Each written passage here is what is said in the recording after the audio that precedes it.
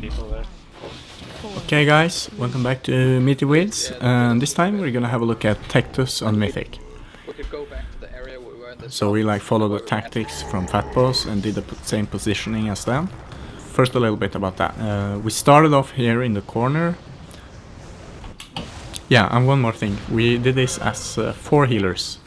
You can also do this with 3. We got further and further with 4 healers, and we managed to get him to the final phase and stuff like that more often. So it was yeah. On the Fat Boss guide, everyone runs forward on this pillar.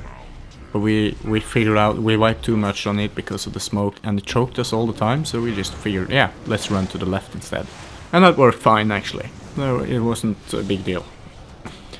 So you don't need to run forward on the first one if you struggle too much with it. So this fight is a very short one, so you don't need to worry about your mana unless you're poorly geared. Yeah, you don't have to spam healing surge and stuff in the start. You can be a little conservative just in case, but it's not a big deal. You might wanna call a cooldown here. Because we had 4 healers, we were lacking a little DPS, so we took more damage from the first upheaval, of course. So we had one guy using his CD here, and in this case Tranquility. You can also do this with Healing Tide. And as you can see, we run left with a smoke, and we move left from the pillars. That's because it leaves us more space, because the pillars, they don't despawn, they just, yeah, they stay there forever. So you just have to utilize the space maximum, and that's kind of the hardest part, you know, not getting choked by the red smoke. And positioning is very important when it comes to the melee and range. As you see here, we stack up right in front of the red smoke, and we have one guy standing a little back. So we get both the pillars spawning outwards towards the room. And if you don't make this right, they will spawn next to each other, and yeah, and then there will be no place to run, because you can't run out 2 of them at once. At least not in the first phase. 5% different.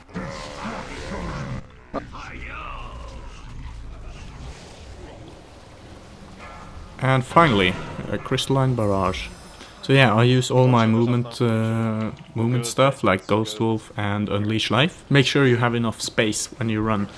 You probably need to practice this a little bit, the crystalline barrage, how it works and how fast it will come after you and stuff like that, so you know where you're gonna place it. That's probably the reason why we had so many wipes on this boss, because everyone needs to practice how to move away with the red smoke. So when the double upheaval goes up, I use both Spirit Link and Healing Tide right here. And now it's soon time to move. I get the crystalline barrage, and you see how I'm moving. I'm not running too fast, because if I keep running, I'm gonna kill the tanks. So just, you know, make sure you don't move too fast, because then you're gonna kill someone. And here we go, where all the pillars spawn at once. You should use your Ghost Wolf and yeah, just run out of it. It's actually not that hard. And people are dying, you can't avoid it, no matter what.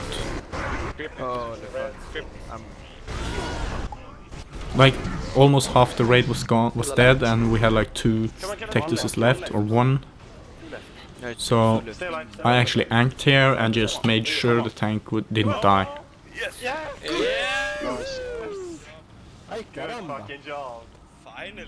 And we made it.